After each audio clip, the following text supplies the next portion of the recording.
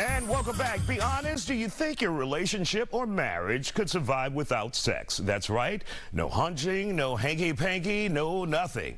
Well, that's a reality for some couples out there. They actually make it work. We have Dr. Angela Jones here in the studio to explain how the hell that works. No sex in a marriage? Unfortunately, some couples have to resort to this space in their life. I'm not saying that it's okay just because you say it's okay. Usually these kind of couples have reasons as to why they decide that. Give me some examples of why. So, of course, health issues, right? Either, you know, both of you are dealing with health issues, libido issues, maybe medication that you're taking is making it hard for you to have an erection.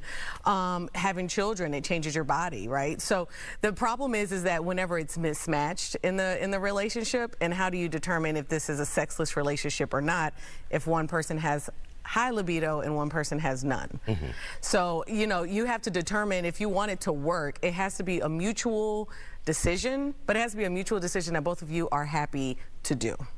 Has this resulted, though, if they've agreed upon it, but one party's like, okay, I am tired of blue balls, so I am getting a divorce, I'm moving on?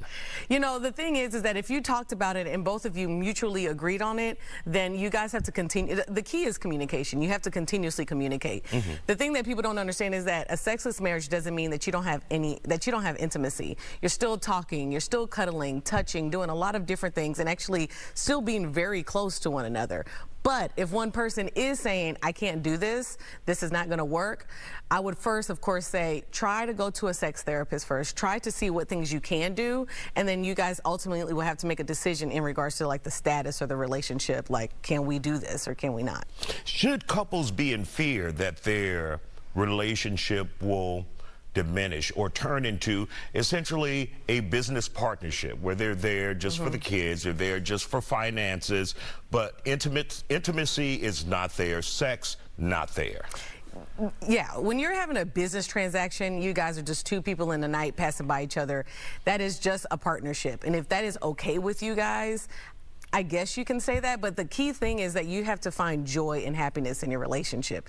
And if you find joy and happiness in that situation, which I don't really see how that would work, then sure. But the key is there has to be some sort of intimacy happening. I have to feel close to you. I have to feel like we're close, we're like no other, we're soulmates. And sometimes some relationships go through a dry spell. It can be years or it could be a couple of months. And we have to be able to talk through those times to see, okay, what's next for us? Can we actually survive this?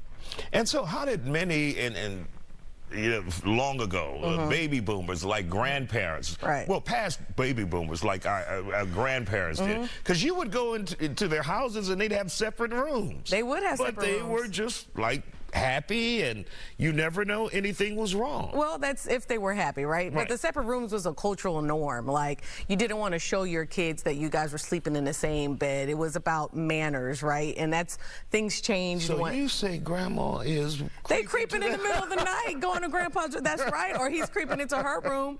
But you know, the thing is, as time has changed, women have found they have more, I mean, we have more autonomy over our body. We've always had autonomy over our body, but we feel freer to say it.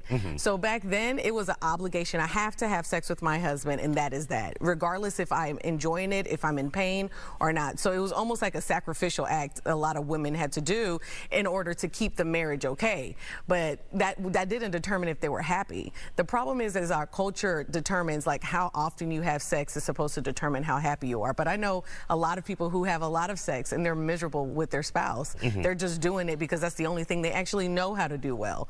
So it doesn't really determine if this is a good relationship or not. It's really the intimacy and the closeness. All right, Dr. Angela Jones, always good to see you. You've just shattered my... Don't do it. You know, you're talking about the grandparents are going... Hey, no, they creeping. They creeping. I say, I'm sorry. Oh, God, Father Jesus, help.